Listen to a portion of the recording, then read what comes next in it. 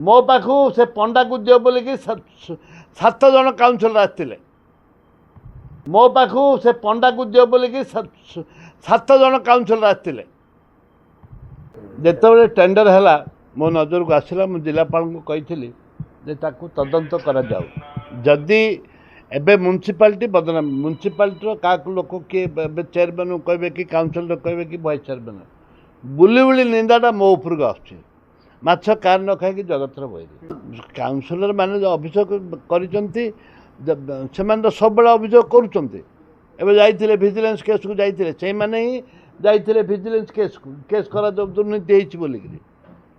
vigilance case को से मैंने ही जाइए विजु जनता दल तो से मैंने ही जाइए आम तो चाहूँ मु तो चाहूँ एनक्वारी हेले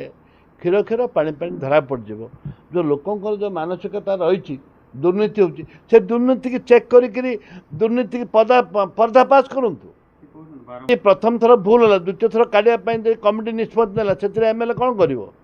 द्वितीय थर पर जदि प्रथम थर भूल होती माने उड़ी जाइए पवन रे उड़ीगला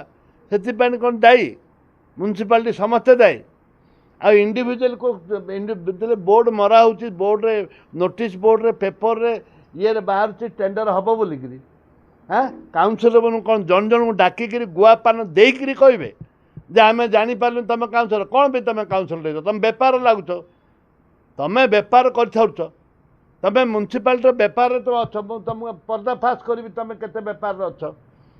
तुम तुम कि 30 वर्ष है 25-30 वर्ष है नहीं यटा को प्लान करके नहीं जाऊच जेल को जेल खाद्य को आउ किए टेंडर पकई पारे तुम एमती तुम एका काढ़ुआ अच तुम जब प्लान करमती नौ मु तो कहली जी पंडा नहीं जेहेतु ये अन्याय है जेहेतु ठीक भाव सफेई है ता ना बहुत थर अभियोग आसी ता ना अभियोग आसी 2-3 जन जाइए आ किए जाइए मो पाखु से पंडा को दियो बोल कि 7 जन काउंसिलर आसते मत विजेडी हाँ निहाती जो माने म्युनिसिपालिटी की परिचालना करुँच